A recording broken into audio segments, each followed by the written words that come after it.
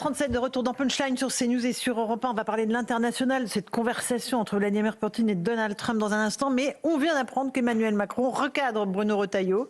Il dit qu'il faut que chaque ministre s'occupe des affaires pour lesquelles il est nommé. Louis de Ragnel, c'est un recadrage en règle de son ministre de l'Intérieur qui parlait d'énergie et qui devrait s'occuper C'est un recadrage, mais je pense que ça ne dissuadera pas Bruno Retailleau d'utiliser sa liberté de parole. On voit bien, de toute façon, ce gouvernement, d'ailleurs, Bruno Retailleau l'a rappelé cet après-midi, c'est un gouvernement d'utilité publique. Ce sont les mots qu'il a utilisés. Et donc, ça consiste à ce qu'il y ait des ministres autour de la table du Conseil des ministres qui ne sont pas d'accord avec tout. Et d'ailleurs, il a rappelé aussi, à l'occasion de cette prise de parole, que, par exemple, Agnès Pannier-Runacher, à plusieurs reprises lors de Conseil des ministres, a expliqué à quel point elle était contre la politique migratoire que voulait mettre en œuvre Bruno Retailleau. Voilà. Donc c'est un gouvernement de briquet de broc. Je pense que tout le monde a compris que tout le monde pouvait dire ce qu'il voulait et que la campagne présidentielle la prochaine est dans l'air. Et de toute façon, c'est un mouvement qui est inarrêtable. C'est comme ça, c'est le chaos partout. Donc je vois pas pourquoi est-ce qu'au gouvernement ça s'arrête. Non mais je m'avance un peu, mais j'ai l'impression que les Français attendent pas tellement la fermeté envers Bruno Retailleau, mais plutôt envers l'Algérie et l'Iran. On peut faire un sondage, bizarrement, si vous voulez. On va en parler aussi. Allez, on avance. On avance parce que évidemment, on va parler d'abord de ce dialogue entre Poutine et Trump. On parlera de l'Iran et de nos compatriotes français parce qu'ils sont dans une situation extrêmement compliquée. Alors là, le président Macron s'est réveillé, a dit qu'il demandait des mesures de rétorsion contre l'Iran. Très bien. Mais d'abord, l'Ukraine et la Russie. Poutine qui dit à Trump, mais la Russie veut poursuivre à la fois les négociations, mais ne renoncera pas à ses objectifs en Ukraine, évidemment. On fait le point sur la situation sur le terrain en ce moment en Ukraine avec Valentin Rouillon et on en débat ensuite. C'est un virage stratégique dans la guerre russo-ukrainienne. Après des frappes de drones la nuit dernière par l'Ukraine, la Russie a attaqué un centre de recrutement à Poltava, dans le centre-est, et la ville portuaire d'Odessa, dans le sud du pays. Certaines infrastructures civiles sont touchées. Dieu merci, l'appartement qui a été touché était vide. Et c'est parti, boum, j'ai sauté et il y a eu une deuxième explosion. J'ai entendu qu'il y avait des gens dans l'escalier, j'ai mis mon peignoir et j'ai quitté l'appartement. Une intensification des attaques qui intervient en même temps que la prise d'une partie de la région de Kharkiv revendiquée par Moscou. Situation difficile pour l'Ukraine. Les États-Unis ont interrompu la livraison de certaines armes essentielles pour contrer les attaques russes. Volodymyr Zelensky, lui, est en déplacement au Danemark pour le coup d'envoi de la nouvelle présidence de l'Union européenne. En quête de soutien, le président ukrainien affirme qu'il est toujours en contact avec son homologue américain. Au niveau opérationnel, l'Ukraine et les États-Unis sont actuellement en train de clarifier tous les détails concernant la fourniture d'une aide militaire, y compris des équipements de défense aérienne. D'une manière ou d'une autre, nous devons assurer la protection de notre population. Mais les échanges russo-américains se multiplient. Vladimir Poutine et Donald Trump se sont entretenus par téléphone cet après-midi. Côté ukrainien, un coup de fil est en préparation et pourrait avoir lieu dès demain avec le président américain. Nicolas Bavrez, là, Vladimir Poutine dit à la fois oui, on veut bien poursuivre les négociations, mais on ne renonceront pas à nos objectifs. Ça veut dire qu'il ne s'arrêtera pas. Non, il ne va certainement pas s'arrêter parce qu'il sait qu'il a l'avantage. Donc, en fait, le tournant qui a été perdu, c'était lors de... On a toujours fait trop peu, trop tard avec l'Ukraine. Donc, lors de l'échec initial, si on avait vraiment mis les moyens, l'Ukraine aurait pu repousser les Russes. À partir du moment où les Russes ont pu bloquer ensuite, et où ils sont supérieurs en nombre, en volume de matériel, on a 140 millions, une population de 140 millions contre 36 millions.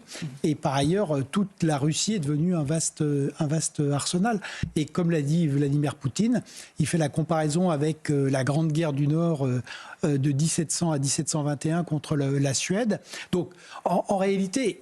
C'est un désastre militaire parce que quand on regarde, il progresse de quelques centaines de mètres toutes les semaines. Ces quelques centaines de mètres sont payés de pertes qui sont absolument épouvantables pour un pays qui a déjà une démographie exsangue. Donc il y a plus de 250 000 morts, il y a plus de 750 000 blessés très graves, mais il considère que la victoire politique plus importante. est plus importante. Et il est aujourd'hui aidé clairement par Donald Trump parce que les Ukrainiens, comme ils sont inférieurs, ils dépendent des drones, ça, ils les fabriquent eux-mêmes et ils sont très bons, mais ils dépendent des Américains pour le spatial, le renseignement, la défense antiaérienne et les frappes en profondeur. Quasiment tout. Donc tout. C'est terrible, Louis Dragnel. Parce que là, il dit qu'il ne renoncera pas à ses objectifs. De toute façon, avec Vladimir Poutine, seule la victoire compte, quel qu'en soit le prix. Et d'ailleurs, ça a toujours été un peu dans la culture russe, soviétique. Ça a toujours fonctionné comme ça. Ensuite, quand même, il s'est passé 2 événements majeurs ces 10 derniers jours. Il y a eu premièrement le Conseil européen la semaine dernière, où l'Union européenne a plus ou moins acté qu'il fallait passer à autre chose par rapport au soutien à l'Ukraine. Et il s'est passé aussi l'annonce américaine de l'arrêt du soutien militaire, en tout cas pas tout de suite, mais ça va se faire progressivement, à l'Ukraine. Donc on voit bien, Volodymyr Zelensky dit « je reste en contact avec Donald Trump ». Oui, il reste en contact. Mais de l'autre côté, Vladimir Poutine se met à nouveau à contacter plusieurs chefs d'État, dont Emmanuel Macron, dont il avait plus de contact depuis pas mal de temps. Pour une seule raison, il dit maintenant, si vous voulez, je peux faire la paix avec Volodymyr Zelensky, mais à mes conditions. Et il sait très bien que de l'autre côté, l'Union européenne ne va pas annoncer un nouveau plan pour permettre à l'Ukraine de vaincre la Russie. Et c'est la même chose pour les États-Unis. Et par ailleurs, et je termine là-dessus, pour Donald Trump, il y a quand même un enjeu très important en politique intérieure, puisque pour ses électeurs, ce soutien est absurde et ça a beaucoup trop duré. Bien sûr. Gauthier Lebret, on est dans une situation très compliquée pour l'Ukraine. Là, c'est quand même un peu l'impasse. C'est-à-dire que Donald Trump a réussi à imposer son cessez-le-feu de 30 jours à tout le monde, sauf à Vladimir Poutine, donc c'est un peu ennuyant. Il parlait évidemment de paix dès qu'il est revenu dans le bureau ovale en disant en 15 jours je vais régler la situation. Visiblement ça prend un peu plus de temps. Au début, Volodymyr Zelensky ne voulait pas du cessez-le-feu de 30 jours. On se souvient de la scène dans le bureau ovale où il a humilié Volodymyr Zelensky pour lui arracher à la fois un accord sur les minéraux et ce cessez-le-feu de 30 jours. Puis après, les Européens vont à Kiev, ils appellent Trump en haut-parleur, OK pour le cessez-le-feu de 30 jours. Et Vladimir Poutine ne veut pas faire la paix. Vladimir Poutine veut continuer la guerre. Donc à partir de là, que voulez-vous faire ? Se pose la question de l'aide à l'Ukraine pour les Américains et aussi pour les Français, parce que hier, évidemment, certains tiraient à boulet rouge sur Donald Trump. Je suis désolé, ce débat de l'aide à l'Ukraine, on l'a eu aussi en France. Et j'ai entendu énormément d'éditorialistes, de responsables politiques dire on n'a plus d'argent, pourquoi on donne des dizaines de millions d'euros à l'Ukraine ? Et j'entends de nombreux Français le dire aussi. Donc il se passe le même débat sur la scène américaine et sur la scène française. Alors Jean-Sébastien, des réponses à cette question-là, parce qu'on peut se la poser effectivement. Pourquoi investir dans la défense de l'Ukraine ? Mais c'est que l'Ukraine défend en quelque sorte malgré tout le reste de l'Europe. Vladimir Poutine ne s'en est pas caché. Il faut l'écouter. Il a toujours dit ce qu'il souhaitait faire. Il faut l'écouter. Il l'envisage. Les dictateurs disent toujours ce qu'ils veulent faire.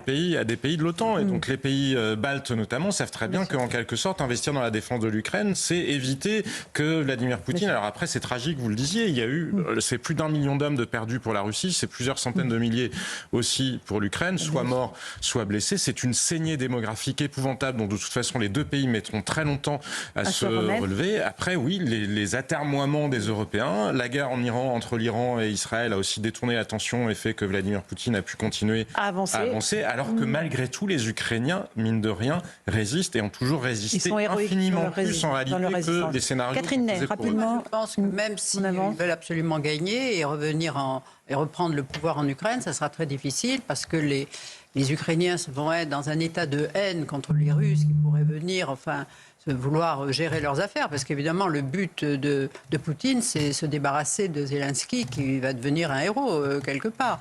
Qu'il l'est déjà. Mais comment ? Et qu'il l'est déjà. Et qui est quelqu'un d'un courage extraordinaire. Mais ça ne va pas se passer aussi bien que les Russes le croient. Nicolas Bavrez, un dernier mot. La grande différence avec les États-Unis, c'est que la Russie ne peut pas être une menace stratégique pour les États-Unis.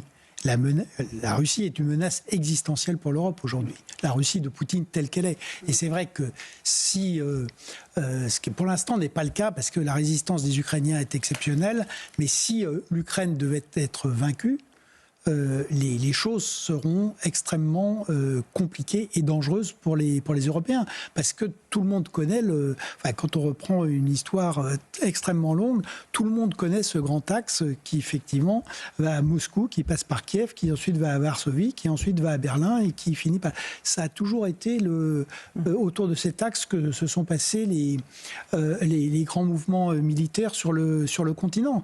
Et par ailleurs, Vladimir Poutine a été très clair sur le fait que dès qu'on parlait russe, dès qu'il y avait un russe, c'était du territoire russe, et que ça veut dire que ça va beaucoup plus loin que l'Ukraine.